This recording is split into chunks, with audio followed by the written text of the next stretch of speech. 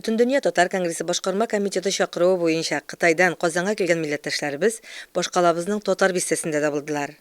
Көмешне эзләүчеләр бик күп була. Хәтта күптән түгел генә 5-6 ел элек тә су төбендә эзлибез дип шундый хәбәрләр чыгарып, эзләүчеләр, алтын табырга теләүчеләр ишетелде.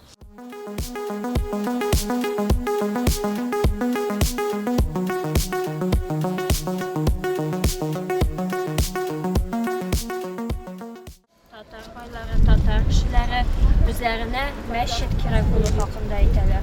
Чөнки ул вакытта таштан салырга мәчеткә рөхсәт алырга кирәк була. Һәм үзләре яратып әйткән Әби патшадан алар рөхсәт алалар.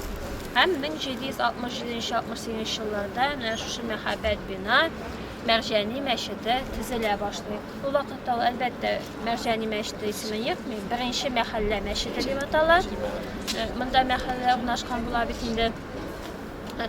Һәм төзелеше барганда биредә яшәүче башка милләт халыклары каршы чыга һәм шикаят язалар.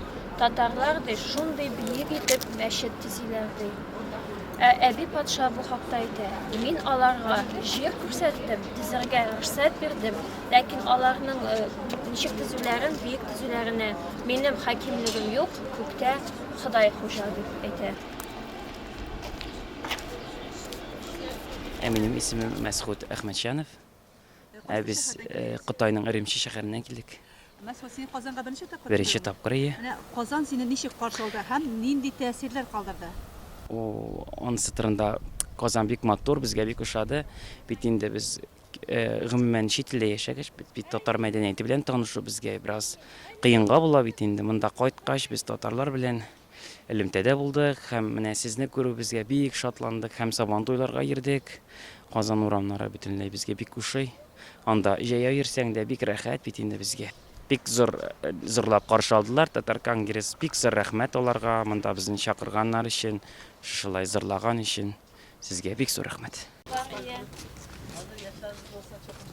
Бу бинаны төзегәннәр Аппаков дигән сәүдәгәрләр.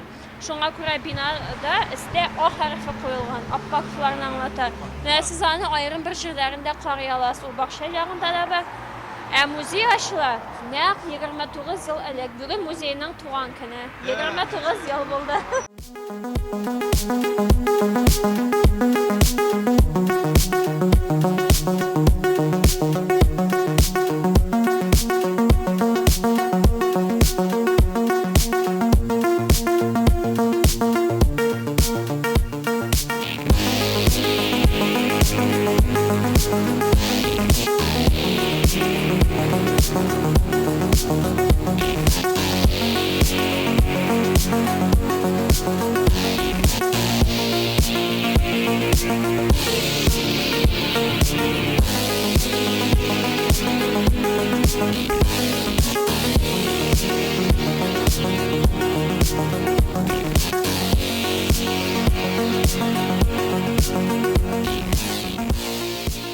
Урманында кып-кызыл кура җиләктә җир җиләк, күз ачып йомганчы һичшиксез җыярсың бер чиләк.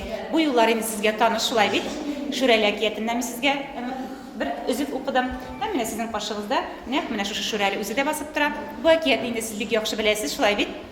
Нәрсә турында әле ул? Урманда яшәүче шушындый урман җанвары Шүрәле турында име? Аның маңгаенда мөгезе бар, бурны кәкре, кармак кеби. Бармаклары озын һәм ул еш кына инде урманга килгән кешеләрне кытыкларга яраткан. Ләкин бер егет үзенең тапкырлыгы, зирәклеге аркасында бик тиз генә бу хәлдән котылып калган, шулай бит ул нишләгән? Шүрәленең бармакларын бүрәнә ярыгына кыстырып калдырган да үзе кайтып китәргә җыенган. Шул вакытта Шүрәле инде аңардан сорый икән: "Ни исемле син?" дип егеттән сораган. Егет аңа үзенең исемен ничек дип әйткән? Былтыр. Ул инде прошлый год дип тәрҗемә ителә, үткән ел дип тәрҗемә ителә. Егет кайтып китә өенә, бу Шүрәле янына, аның кычкырган тавышына аның дуслары, урманда яшәүчеләр килә һәм аңардан сорыйлар: "Кем соң бармагыңны булай кыстырды? Кем кысты?" дип сорыйлар. "Былтыр кысты" дип кычкырып тора башлый Шүрәле һәм аның иптәшләре аңардан инде рәхәтләнеп көләләр. Былтыр кысканга кычкыралармы бу ел ахмак дип аңардан рәхәтләнеп көлгәннәр. Ләкин инде соңыннан коткарганнардыр безнең дусларын, шулай бит. Тотар бистәсендә булган сәяхәттән милләттәшләребез канәгать калды.